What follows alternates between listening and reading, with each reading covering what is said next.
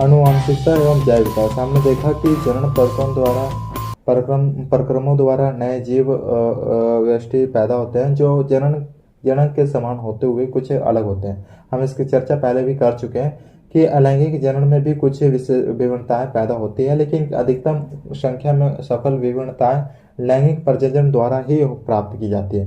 यदि आप गन्ने के खेत को ध्यान से देखेंगे तो आपको व्यष्टिगत पौधों में बहुत कम विभिन्नताएं दिखाई देगी, परंतु मानव एवं अधिकांश जंतु जो लैंगिक जनन द्वारा उत्पन्न होते हैं व्यष्टिगत स्तर पर अनेक विभिन्नताएं परिलक्षित करते हैं। इस अध्याय में हम उन गतिविधियों का अध्ययन करेंगे जिनके कारण विभिन्नताएं पैदा होती हैं एवं वंशागत होती है। विभिन्नताएं के संचरण के लंबे समय तक होने वाले अनुवर्ती प्रभाव का अध्ययन अत्यंत रोचक है तथा जैव विकास में हम इसके बारे में पढ़ेंगे। जनन के दौरान विभिन्नताओं का संचयन पूर्ववर्ती पीढ़ी से वंशागति संतति को एक आधारित शारीरिक अभिकल्प डिजाइन और कुछ विभिन्नताएं प्राप्त होती है। अब जरा विचार कीजिए कि इस नई पीढ़ी के जनन का क्या परिणाम होगा। दूसरी पीढ़ी में पहली पीढ़ी से आहरित विभिन्नताएं कुछ नई विभिन्नताएं दिखाई देगी। चित्र 1 में उस स्थिति को दिखाया गया जब केवल एकल जीव जनन करता है, जैसे कि लैंगिक जनन में होता है। यदि एक बीजाणु विभाजित होता है तो परिणाम स्वरूप 2 जीवाणु उत्पन्न होते हैं जो पुनः विभाजित होकर 4 व्यष्टि जीवाणु पैदा करेंगे जिनमें परस्पर बहुत अधिक समानताएं होगी। उनमें आपस में बहुत कम अंतर होगा जो डीएनए प्रकृति के समय न्यून त्रुटियों के कारण पैदा हुई होगी। लेकिन यदि लैंगिक जनन होता है तो विविधता अपेक्षाकृत और अधिक होती है। इसके बारे में हम आनुवंशिकता के नियमों की चर्चा के समय देखेंगे। क्या किसी स्पीसीज में इन सभी विभिन्नताओं के साथ अपने अस्तित्व को बनाए रखने की संभावना एक समान है? निश्चित रूप से नहीं। प्रकृति की विविधता के विभिन्न जीवों को विभिन्न लाभ प्राप्त हो सकते हैं। उष्णता को सहन करने की क्षमता वाले जीवाणुओं के अत्यधिक गर्मी से बचने की संभावना अधिक होती है। पर्यावरण कारकों द्वारा उत्तम परिवर्तन का चयन और जैव विकास प्रक्रम का आधार बनाता है, जिसकी हम चर्चा करेंगे। आनुवंशिकता जनन प्रक्रम का सबसे उपयोगी परिणाम संतति के जीवों के समान प्रारूप डिजाइन का होना है। आनुवंशिकता नियम इस बात को आधारित करते हैं कि वे विभिन्न लक्षण पूरे विश्वास के साथ वंशागत होते हैं। आइए इन नियमों को पढ़ें। वंशागत लक्षण। वास्तव में विभिन्नता एवं समानता से हमारा क्या अभिप्राय है? हम जानते हैं कि शिशु में मानव के सभी आधारभूत लक्षण उपस्थित होते हैं, फिर भी ये बिल्कुल अपने जनकों जैसे दिखाई नहीं देते तथा मानव समष्टि में यह भिन्नता स्पष्ट दिखाई देती है। क्रियाकलापों। अपनी कक्षा के सभी सहपाठियों के कान का निरीक्षण कीजिए। ऐसे कानों की सूची बनाइए जिनकी कर्णपाली हेयर लोब जुड़ी हो तथा स्वतंत्र हो। स्वतंत्र कर्णपाली वाले छात्रों एवं जोड़ी कर्णपाली वाले छात्रों के प्रतिशत की गणना कीजिए। प्रत्येक छात्र कर्णपाली वाले छात्रों के प्रतिशत की गणना कीजिए। प्रत्येक छात्र के कर्णपाली के प्रकार का उनके जनकों से संबंध स्थापित कीजिए। इस परीक्षण के आधार पर कर्णपाली के वंशागति के संभावित नियम के बारे में सुझाव दीजिए। लक्षणों की वंशागति के नियम। मेंडल का योगदान। मानव में लक्षणों की वंशागति के नियम इस बात पर आधारित है कि माता और पिता दोनों ही बराबर मात्रा में आनुवंशिक पदार्थ को संतति में हस्तांतरित करते हैं। इसका तात्पर्य यह है कि प्रत्येक लक्षण माता तथा पिता के डीएनए से प्रभावित हो सकते हैं। अतः प्रत्येक लक्षण के लिए प्रत्येक संतति में 2 विकल्प हो सकते हैं। फिर संतान में कौन सा लक्षण परिलक्षित होगा? मेंडल ने इस तरह की वंशागति के कुछ मुख्य नियम प्रस्तुत किए हैं। उन प्रयोगों के विषय में जानना बहुत अधिक रोचक होगा जो उसने लगभग 1 शताब्दी से पहले ही किए थे। ग्रेगर जॉन मेंडल 1822 से 1844। मेंडल की आरंभिक की शिक्षा एक गिरजाघर में हुई थी तथा वह विज्ञान और गणित के अध्ययन के लिए वियना विश्वविद्यालय गए। अध्यापन हेतु सर्टिफिकेट की परीक्षा में असफल होना उनकी वैज्ञानिक खोज की प्रवृत्ति को दबा नहीं सका।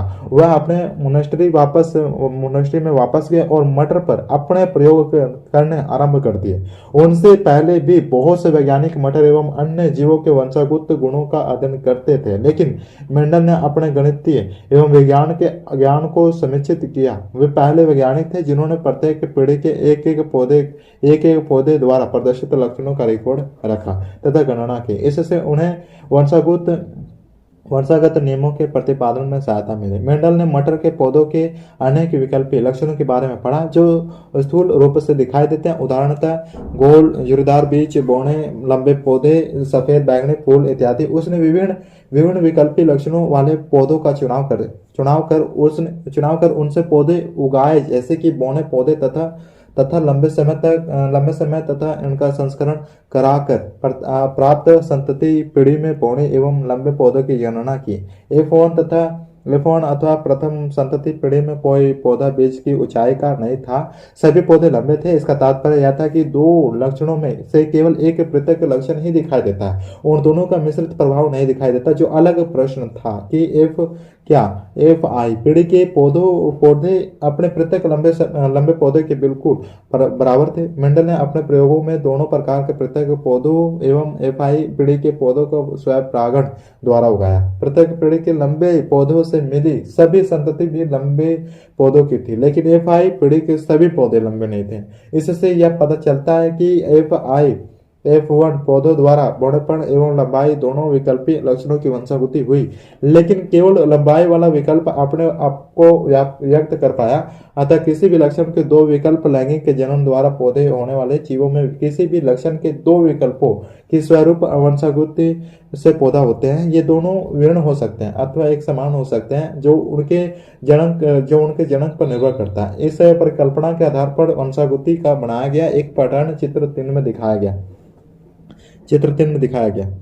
क्रियाकलाप 2 चित्र 3 में हम कौन सा प्रयोग करते हैं जिससे यह सुनिश्चित होता कि F2 पीढ़ी में वास्तव में टीटी और टीटी का संयोजन 1:1:2 अनुपात में मिलता है। इस व्याख्या में टीटी एवं टीटी दोनों ही लंबे पौधे होते हैं, जबकि केवल टीटी पौधे हैं। दूसरे शब्द में टी का एक अकेला विकल्प ही पौधे लंबा बनाने हेतु प्राप्त है, जबकि बड़प्पन के लिए टी के दोनों विकल्प टी ही होने चाहिए। टी जैसा विकल्पों के प्रभावी लक्षण होते हैं कहते हैं, जबकि जो लक्षण टी की तरह व्यवहार करते हैं उन्हें अप्रभावी लक्षण कहते हैं। क्या होता है जब मटर के पौधे में एक विकल्पी जोड़ों की जगह पर दो विकल्पी जोड़ों के बारे में जानने के लिए संकरण कराया जाए। गोल बीज वाले पौधे लंबे पौधे का यदि जुरीदार बीजों वाले बौने पौधे के साथ संस्करण कराया जाए तो प्राप्त संतति कैसे होगी। F1 पीढ़ी के सभी पौधे गोल बीज वाले एवं लंबे होंगे, अतः गोल बीज तथा लंबाई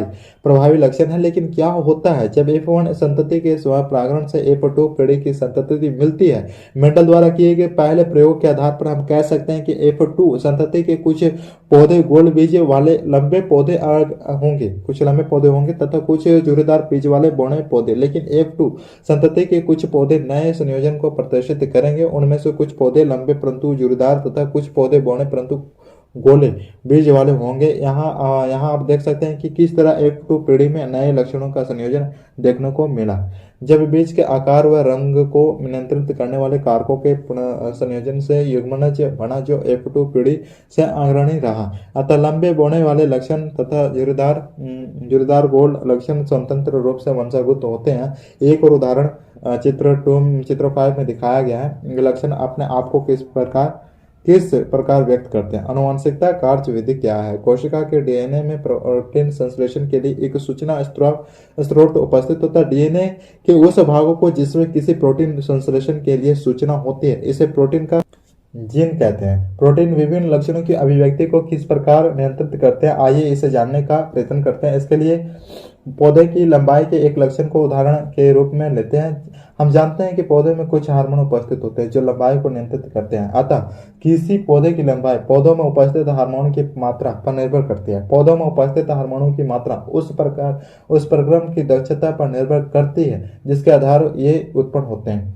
एंजाइम इस प्रक्रम के लिए आवश्यक है। यदि वह एंजाइम विशिष्ट दक्षता से कार्य करेगा तो पर्याप्त मात्रा में बनने वाले प्रोटीन की दक्षता पर प्रभाव पड़ेगा और यह अधिक दक्ष होगा। अतः बनने वाले हार्मोन की मात्रा में अधिक होगी तथा पौधा लंबा होगा। यदि इस एंजाइम के जीर्ण में कुछ बदलाव आते हैं तो बनने वाले प्रोटीन की दक्षता पर प्रभाव पड़ेगा तथा यह कम दक्ष होगा। अतः बनने वाले हार्मोन की मात्रा भी कम होगी तथा पौधा आकार में बड़ा होगा।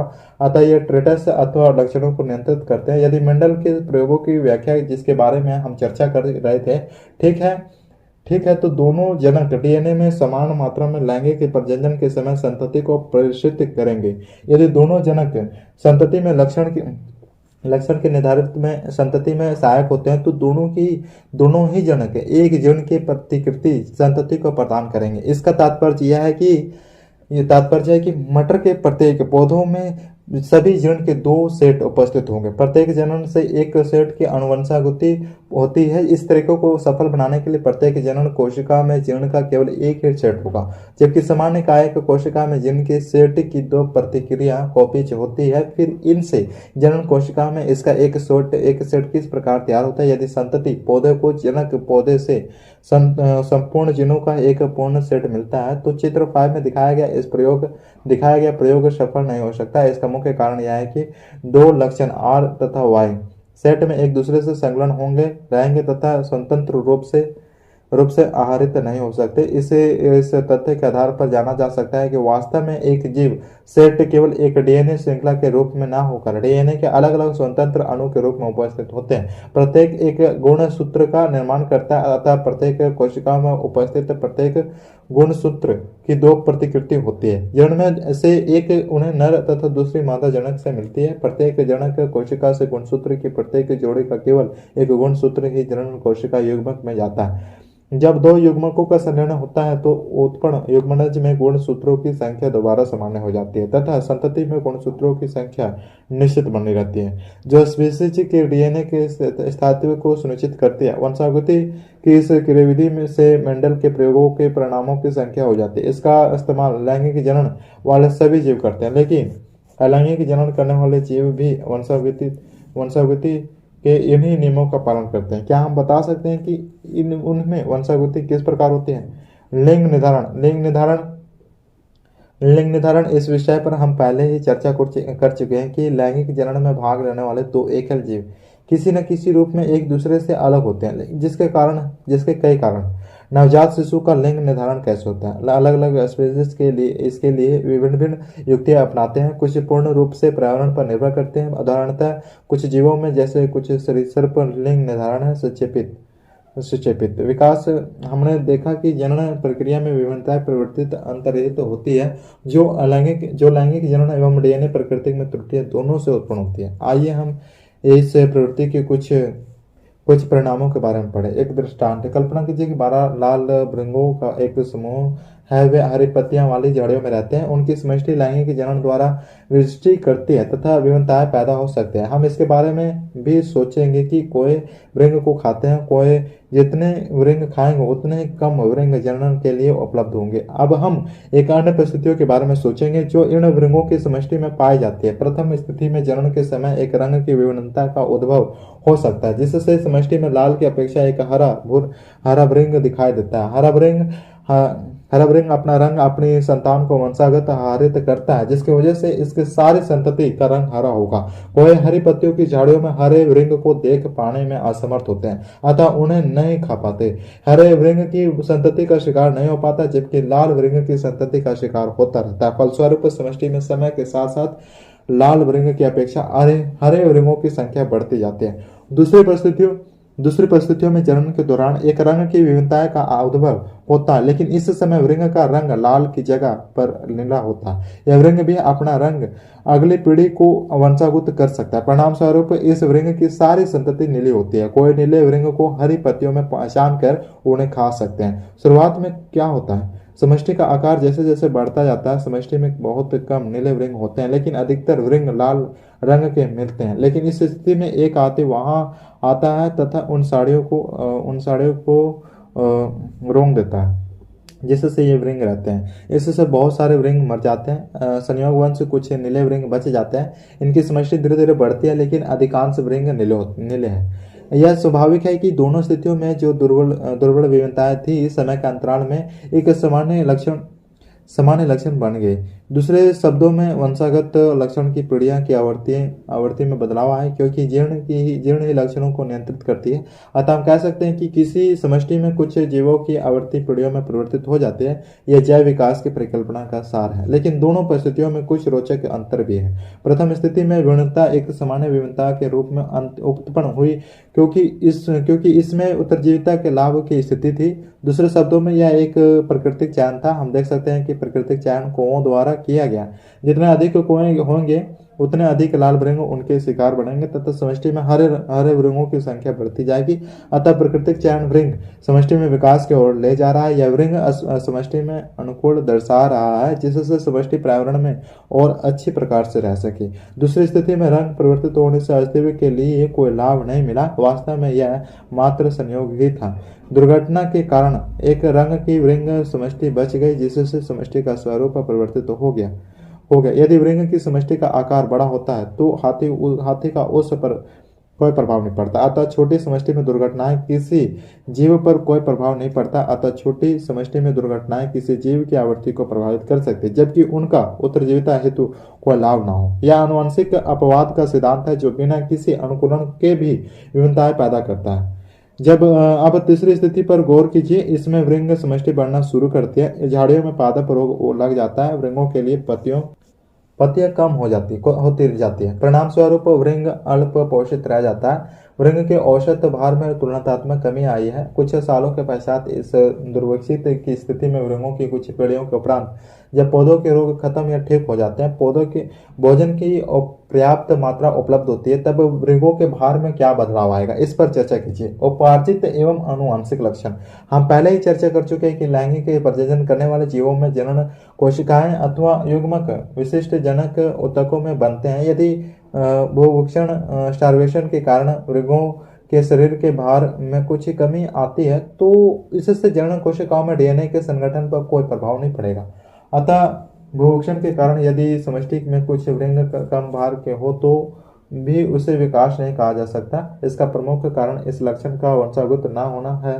कायिक ऊतकों में होने वाले परिवर्तन लैंगिक कोशिकाओं के डीएनए में नहीं जाते। किसी व्यक्ति के जीवन काल में अर्जित अनुभव क्योंकि जनन कोशिकाओं के डीएनए में कोई अंतर नहीं लाता, इसलिए इसे भी जैव विकास की संज्ञा नहीं दे सकते। आइए यह जानने के लिए अर्जित लक्षण अनुभव जैव प्रक्रम द्वारा अगली पीढ़ी को वंशागत नहीं होते। एक क्रियाकलाप द्वारा इसको समझते हैं कि यदि हम पूंछ वाले चूहा का संवर्धन करें तो उसकी अगली पीढ़ी की संतति के जीव में भी पूंछ होगी। जैसे कि हम अनुमान लगा रहे थे, या हम यदि इन चूहों की पूंछ को कई पीढ़ी तक काटते रहे तो क्या इन चूहों से पूंछ विहरण संतति प्राप्त होगी? इसका उत्तर है नहीं, जो स्वाभाविक भी है, क्योंकि पूंछ के काटने से जनन कोशिकाओं के जीन पर कोई प्रभाव नहीं पड़ता। यही कारण है कि वंशागति एवं आनुवंशिकता, जिनकी चर्चा हम पहले कर चुके हैं, का ज्ञान जैव विकासवाद के बारे में जानने के लिए आवश्यक है। यही कारण है कि 19वीं शताब्दी में प्राकृतिक वर्ण द्वारा जैव विकास के सिद्धांत को प्रतिपादित करने वाले चार्ल्स डार्विन भी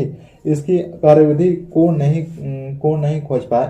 वह अवश्य नहीं है, वह अवश्य ही ऐसा कर पाते यदि उन्होंने अपने समकालीन ऑस्टिन ग्रेगर मेडल के प्रयोगों के महत्व को माना होता। वे उनके सिद्धांतों से अभिनय थे। चार्ल्स रॉबर्ट डार्विन 1809 से लेकर 1882। चार्ल्स डार्विन जब 22 वर्ष के थे तो उन्होंने 27 समुद्री यात्रा की। 5 वर्षों में उन्होंने दक्षिण अमेरिका तथा इसके विभिन्न द्वीपों की यात्रा की। इस यात्रा का उद्देश्य पृथ्वी पर जैव विविधता के स्वरूप को जानना था। उनकी यात्रा ने जैव विविधता के बारे में उस समय व्याप्त दृष्टिकोण का हमेशा के लिए परिवर्तित कर दिया। यह भी अत्यंत रोचक है कि इंग्लैंड वापस आने के बाद वह दोबारा किसी और यात्रा पर नहीं गए। वे घर पर ही रहे और उन्होंने अनेक प्रयोग किए, जिनके आधार पर उन्होंने अपने प्राकृतिक वर्ण द्वारा जैव विकास के अपने सिद्धांत की परिकल्पना की। वे यह नहीं जानते थे कि इस विधि के द्वारा स्पीशीज में विभिन्नताएं आती है। उन्हें मेडल के प्रयोगों का लाभ मिलता है, लेकिन ये दोनों वैज्ञानिकों ने न तो एक दूसरे को और न ही उनके कार्यों के बारे में जानते थे। हम डार्विन को केवल उनके जैव विकासवाद के कारण ही जानते थे, लेकिन वे एक प्राकृतिक शास्त्री भी थे तथा उनका एक शोष भूमि की उर्वरता को बढ़ाने में केंचुओं की भूमिका के बारे में था। क्या आप जानते हैं पृथ्वी पर जीवन की उत्पत्ति? डार्विन के सिद्धांत हमें बताते हैं कि पृथ्वी पर सरल प्रकार के जीवों से जटिल स्वरूप वाले जीवों का विकास किस प्रकार हुआ। मेंडल के प्रयोगों से हमें एक पीढ़ी से दूसरी पीढ़ी में लक्षणों की आनुवंशिकता की कार्यविधि का पता चला, लेकिन दोनों ही यह बताने से असमर्थ रहे कि पृथ्वी पर जीवन की उत्पत्ति कैसे हुई, अर्थात इसका आविर्भाव किस प्रकार हुआ। एक ब्रिटिश वैज्ञानिक JBS हार्डेन, जो बाद में भारत के नागरिक बन गए थे, 1929 ईस्वी में यह सुझाव दिया कि जीवों की सबसे पहली उत्पत्ति उन सरल आणविक अणुओं से ही होगी जो और पृथ्वी की उत्पत्ति के समय बने थे। उन्होंने कल्पना की कि पृथ्वी पर उस समय का वातावरण पृथ्वी के वर्तमान वातावरण से बहुत अधिक भिन्न था। सामान्यतः इस प्राथमिक वातावरण में कुछ जटिल कार्बनिक अणुओं का उत्पादन हुआ जो जीवन के लिए आवश्यक थे। सबसे पहले प्राथमिक जीव अन्य रासायनिक संश्लेषण द्वारा उत्पन्न हुए होंगे।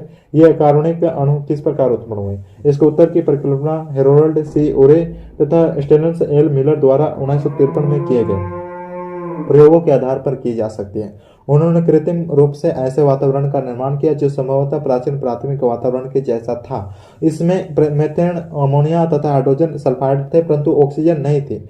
पात्र में जल भी थी। इसे 100 डिग्री सेल्सियस से कम ताप पर रखा गया। गैसों के मिश्रण से चिंगारियां पैदा की गई, जिससे आकाश में बिजली उत्पन्न हुई। 15% कार्बन मेथेन से सरल कार्बनिक यौगिकों में बदल गए। इसमें अमीनो अम्ल भी उत्पन्न हुए जो प्रोटीन के अणुओं का निर्माण करते हैं। तो क्या पृथ्वी पर आज भी जीवन की उत्पत्ति हो सकती है? जाति उद्भव। अभी तक हमने जो कुछ भी समझा वह सूक्ष्म विकास था। इसका तात्पर्य यह है कि हालांकि ये परिवर्तन बहुत छोटे थे किंतु बहुत महत्वपूर्ण थे।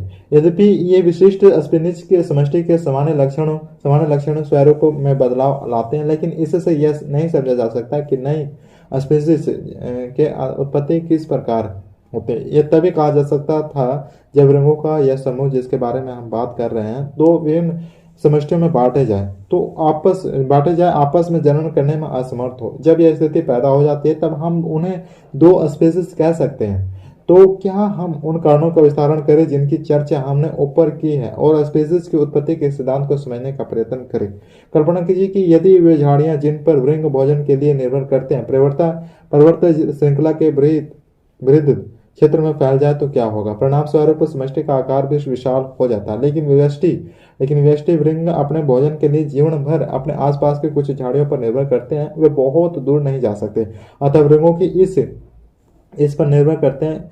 इस विशाल समष्टि के आसपास उप समष्टि होगी, क्योंकि मादा एवं नर वृंग जनन के लिए आवश्यक है। अतः जनन प्राय इन उप समष्टियों के सदस्यों के बीच ही होगा। हाँ, कुछ साहसी वृंग एक स्थान से दूसरे स्थान पर स्थानांतरित हो सकते हैं, अथवा कुआ एक वृंग को एक स्थान से उठाकर बिना क्षति पहुंचाए दूसरे स्थान पर छोड़ देता है। दोनों ही स्थितियों में अप्रवासी वृंग अस्थायी समष्टि के साथ भी जनन करेंगे। परिणाम स्वरूप अप्रवासी वृंग के जीर्ण नई समष्टि में प्रविष्ट हो जाएंगे।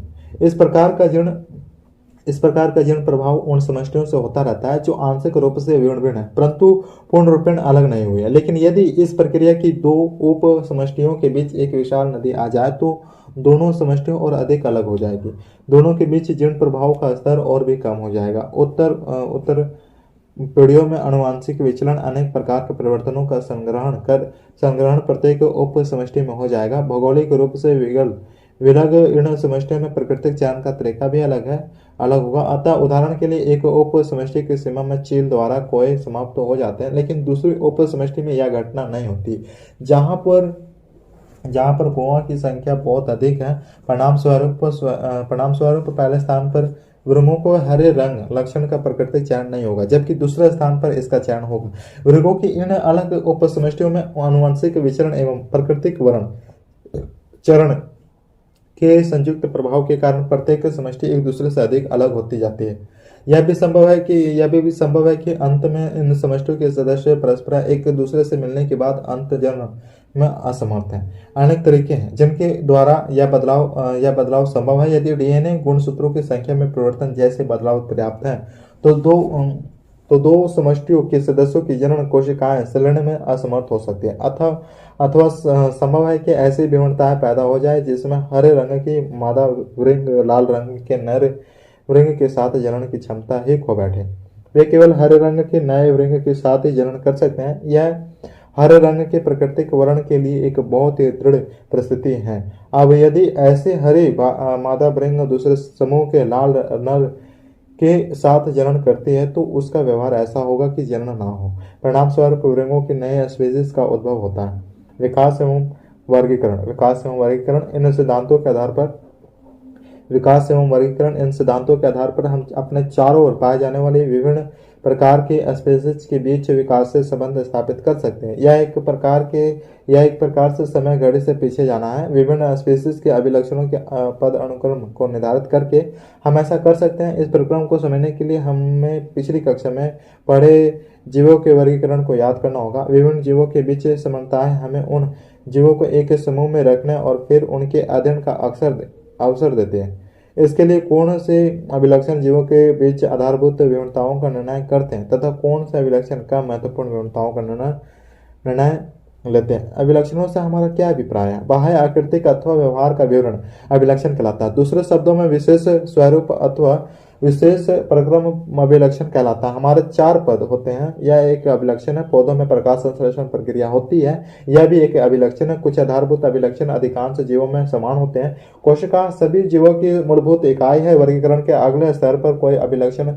अधिकांश जीवों में समान हो सकता है, लेकिन सभी जीवों में नहीं। कोशिका के अभिकल्प के मूलभूत अभिलक्षण का एक उदाहरण कोशिका में केंद्रक का उपस्थित होना या ना होना, जो विभिन्न जीवों में अलग अलग हो सकता है। जीवाणु कोशिका में केंद्रक नहीं होता, जबकि अधिकांश दूसरे जीवों की कोशिकाओं में केंद्रक पाया जाता है। उन जीवों में भी जिनमें केंद्रक युक्त कोशिका उपस्थित होती है, कौन से जीव बहुकोशिक होते हैं तथा कौन से एक कोशिक। यह गुण शारीरिक अभिकल्प में एक आधारभूत अंतर दिखाता है, जो ऊतकों एवं कोशिकाओं के विशिष्टीकरण के कारण है। बहुकोशिक जीवों में प्रकाश संश्लेषण प्रक्रिया का होना या ना होना वर्गीकरण का अलग स्तर है। उन बहुकोशिक जीवों में जिनमें प्रकाश संश्लेषण प्रक्रिया नहीं होती, कुछ जीव ऐसे हैं जिनमें अंतः कंकाल उपस्थित होता है तथा कुछ में बाह्य कंकाल का अभिलक्षण एक अन्य प्रकार का मूलभूत अभिकल्प अंतर है। इन थोड़े से प्रश्नों जो हमने यहाँ पूछे हैं के द्वारा भी हम देख सकते हैं कि पद अनुक्रम विकसित हो रहा है, जिसके आधार पर हम वर्गीकरण के लिए समूह बना सकते हैं। 2 स्पीशीजों के बीच जितने अधिक अभिलक्षण समान होंगे उतना संबंध भी उतना ही निकट का होगा। उनकी उत्पत्ति भी निकट अतीत में समान पूर्वजों से ही होगी। इसे हम एक उदाहरण की मदद से समझ सकते हैं। एक बहन एवं भाई निकट संबंधी है। उनसे पहले पीढ़ी में उनके पूर्वज समान थे, अर्थात वे एक ही माता पिता के संतान हैं। लड़की के ममेरे चचेरे भाई बहन भी उससे संबंधित है, लेकिन उसके अपने भाई से कम। इसका मुख्य कारण है कि उनके समान पूर्वज कई पीढ़ी पहले के, न कि एक पीढ़ी पहले की। अब आप इस बात को अच्छी प्रकार से समझ सकते हैं कि स्पीशीज जीवों का वर्गीकरण उनके विकास के संबंधों का प्रतिबिंब है।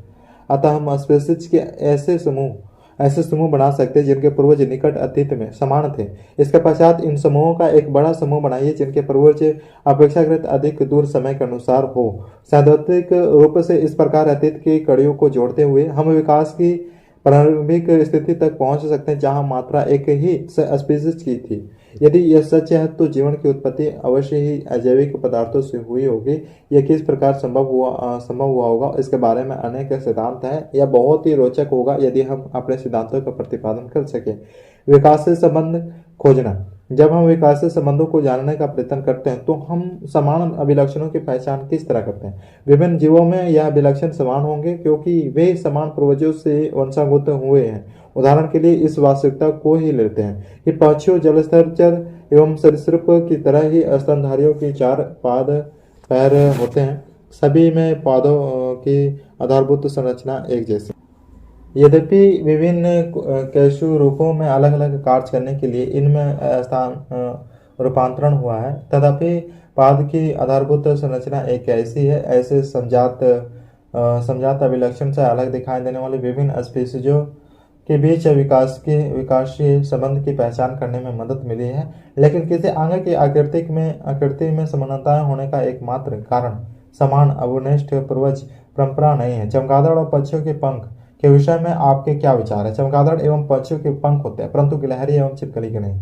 और क्या चमगादड़ एवं पक्षियों के बीच संबंध गिलहरी अथवा छिपकली की तुलना में अधिक घनिष्ठ है? इससे पहले कि हम किसी निष्कर्ष पर पहुंचे, हमें पंछी एवं चमगादड़ के पंखों की ओर ध्यानपूर्वक देखना होगा। जब हम ऐसा करते हैं तो हमें पता चलता है कि चमगादड़ के पंख मुख्यतः उसकी दीर्घित अंगुली के बीच की त्वचा के फैलाव से बने होते हैं, जो पैरों से ढकी रहती है। अतः दो पंखों के अभिकल्प उनके संघटक एवं संरचना में बहुत अंतर है। वे एक समान दिखाई देते हैं क्योंकि वे उड़ान के लिए इसका इस्तेमाल करते हैं, परंतु सभी की उत्पत्ति पूर्णतः एक जैसी नहीं है। इसका कारण यह उन्हें समरूप अभिलक्षण बनाता है, न कि समजात अभिलक्षण। अब यह सोचना रोचक होगा कि चमगादड़ के अग्रपाद एवं पक्षी के अग्रपाद को समजात माना जाए अथवा समरूप। जीवाश्म अंगों की संरचना का अध्ययन केवल वर्तमान स्पीशीज पर ही नहीं किया जा सकता, बल्कि उन स्पीशीजों पर भी किया जा सकता है जो अब जीवित नहीं है। हम कैसे पता लगा सकते हैं कि ये विलुप्त स्पीशीज कभी अस्तित्व में भी थी? यह हम जीवाश्म की सहायता से ही जान पाते हैं। जीवाश्म क्या है? सामान्यतः जीव की मृत्यु के पश्चात उसके शरीर का अपघटन हो जाता है तथा वह समाप्त हो जाता है, लेकिन कभी कभी जीव अथवा उसके कुछ भाग ऐसे वातावरण में चले जाते हैं जिसके कारण इनका पूर्णतः अपघटन नहीं हो पाता। उदाहरण के लिए, यदि कोई मृत कीट गर्म मिट्टी में सूखकर कठोर हो जाएगा तो उसमें कीट के शरीर की छाप सुरक्षित रह जाएगी। जीवों को इस प्रकार के परिरक्षित अवशेषों को जीवाश्म कहते हैं। हम यह कैसे जान पाते हैं कि जीवाश्म कितने समय पुराना है? इस बात के आंकलन के लिए दो घटक है, एक है सापेक्ष। यदि हम किसी स्थान की खुदाई करते हैं और एक गहराई तक खोदने के पश्चात हमें जीवाश्म मिलने शुरू हो जाते हैं, तो ऐसी स्थिति में यह सोचना तर्क संगत जीवाश्मों की अपेक्षा अधिक नए। दूसरी विधि है फोसिल डेटिंग, जिसमें जीवाश्म में पाए जाने वाले किसी एक तत्व के अलग अलग समस्थानिकों के अनुपात के आधार पर जीवाश्म का समय निर्धारण किया जाता है। यह जानना बहुत अधिक रोचक होगा कि यह विधि किस प्रकार कार्य करती है। क्या आप जानते हैं जीवाश्म एक के बाद एक परत कैसे बनाते हैं? आइए 10 करोड़ 100 बिलियन पहले से शुरू करते हैं। समुद्र तल पर कुछ खरोश के जीव मर जाते हैं तथा वे रेत में दब जाते हैं। धीरे धीरे और अधिक रेत इकट्ठी होती जाती है तथा इसका दाब के कारण चट्टान बन जाती है। कुछ मिलियन वर्षों बाद क्षेत्र में रहने वाले डायनासोर पर मर जाते हैं तथा उनका शरीर भी मिट्टी में दब जाता है। यह मिट्टी भी दबकर चट्टान बन जाती है, जो पहले वाले अक्रोशी के जीवाश्म वाली चट्टान के ऊपर बनती है। फिर इसके कुछ और मिलियन वर्षों के पश्चात इस क्षेत्र में घोड़े के समान कुछ जीवों के जीवाश्म चट्टान में दब जाते हैं। इसके काफी समय बाद मृदा अपरदन, मान लीजिए जल प्रभाव के कारण कुछ चट्टान पड़ जाती है तथा घोड़े के समान जीवाश्म प्रकट होते हैं। जैसे जैसे हम गहरी खुदाई करते जाते हैं, वैसे वैसे पुराने जीवाश्म प्राप्त होते हैं। विकास के चरण। अब यह प्रश्न उठता है कि यदि जटिल अंग, उदाहरण के लिए आंख का चयन उनकी उपयोगिता के आधार पर होता है, तो वे डीएनए में मात्र एक परिवर्तन की सहायता से किस प्रकार संभव है? निश्चित रूप से ऐसे जटिल अंगों का विकास क्रमिक रूप से अनेक पीढ़ियों में हुआ होगा, लेकिन बीज के परिवर्तन किस प्रकार चयनित होते हैं, इसके लिए अनेक संभावित स्पष्टीकरण है। एक बीज का चरण, जैसा कि चित्र में दिखाया गया, जैसे कि अल्प वृद्धि थी, आंख किसी हद तक उपयोगी हो सकती है। यह योग्यता के लाभ के लिए प्राप्त हो सकता है। वास्तव में पंख की भांति आंख भी एक व्यापक अनुकूलन है। यह कीटों में पाई जाती है, उसी प्रकार कशेरुकी तथा ऑक्टोपस में भी, तथा आंखों की संरचना इन जीवों में भिन्न है, अलग अलग है, जिसका मुख्य कारण विभिन्न विकासीय उत्पत्ति है। साथ ही एक परिवर्तन जो एक गुण के लिए महत्वपूर्ण है, कालांतर में किसी अन्य के लिए या योग्यता के लाभ के लिए पर्याप्त हो सकता है। वास्तव में पंख की भांति भी एक व्यापक अनुकूलन है। यह कीटों में पाई जाती है, उसी प्रकार केशुके तथा ऑक्टोपस में भी, तथा आंख की संरचना इन जीवों में भिन्न है, जिसका मुख्य कारण भिन्न कोशिकीय विकासीय उत्पत्ति है। साथ ही एक परिवर्तन जो एक गुण के लिए महत्वपूर्ण है, कालांतर में किसी अन्य कार्य के लिए भी महत्वपूर्ण हो सकता है। उदाहरण के लिए, वे पक्षी जो संभवतः ठंडे मौसम में ऊष्मारोधन के लिए विकसित हुए थे, कालांतर में उड़ने के लिए उपयोगी हो गए। वास्तव में कुछ उड़ने में समर्थ नहीं थे, बाद में संभवतः पक्षियों ने परों को उड़ने के लिए अपनाया। डायनासोर सरीसृप थे, अतः हम यह अर्थ निकाल सकते हैं कि सरीसृप पक्षी से बहुत निकटता से संबंधित है। यहाँ इसका उल्लेख करना बहुत अधिक रोचक होगा कि बहुत अधिक मिण दिखने वाली संरचनाएं एक समान परिकल्प से विकसित हो सकती हैं। जीवों में अंगों के संरचना का विवेचन हमें यह अनुमान लगाने में सहायता करता है कि विकासीय संबंध कितना पीछे तक जा सकते हैं। तक जा सकते हैं। क्या इस प्रक्रम के उदाहरण उपलब्ध है? गोभी इसका एक अच्छा उदाहरण है। 2000 साल पहले मनुष्य जंगली गोभी को एक खाद्य पौधों के रूप में उगाता था तथा उसने चयन द्वारा इससे अनेक प्रकार की सब्जियां विकसित की। लेकिन यह प्राकृतिक वर्ण न होकर कृत्रिम चयन है। कुछ किसान इसकी उत्पत्ति के मध्य की दूरी को कम करना चाहते थे, जिससे पत्ता गोभी का विकास हुआ। कुछ किसान पुष्पों की वृद्धि को बंद करना चाहते थे, अतः फूल गोभी विकसित हुई। कुछ ने फूले हुए भाग का चुनाव किया, अतः गांठ गोभी विकसित हुई। कुछ ने केवल चौड़ी पत्तियों को भी ही पसंद किया था तथा केले नामक सब्जी को विकसित किया गया। यदि मनुष्य ने ऐसा नहीं किया होता तो क्या हम कभी ऐसा सोच सकते थे कि ऊपर दी गई सभी उत्पत्तियां समान जनक से विकसित हुई होगी? विकास से संबंध खोजने का एक अन्य तरीका उस मौलिक परिकल्पना पर निर्भर करता है जिससे हमने शुरू किया था। यह विचार था कि जनन के समय डीएनए में होने वाले बदलाव विकास के आधारभूत घटना। यदि सच है तो विभिन्न स्पीशीज के डीएनए की संरचना की तुलना से हम सीधे ही इसका निर्धारण कर सकते हैं कि इन स्पीशीजों के उद्भव के समय डीएनए में क्या क्या और कितने परिवर्तन हुए। विकास से संबंध स्थापित करने में इस विधि का व्यापक स्तर पर प्रयोग हो रहा है। यह भी आणविक जातिवृत्त। हम इस बात पर विचार करते हैं कि कोशिका विभाजन के दौरान डीएनए में होने वाले परिवर्तन से उस प्रोटीन में भी बदलाव आएगा जो नए डीएनए से बनेगी। दूसरी बात यह हुई कि यह बदलाव उत्तरोत्तर पीढ़ियों से संचित होते जाएंगे। क्या हम समय के साथ पीछे जाकर यह जान सकते हैं कि यह बदलाव किस समय हुए? वास्तव में आणविक जाति वृत्त ने यही करता है। इस अध्ययन में यह विचार सन्निहित है कि दूरस्थ संबंधी जीवों के डीएनए में ये विभिन्नताएं अधिक संख्या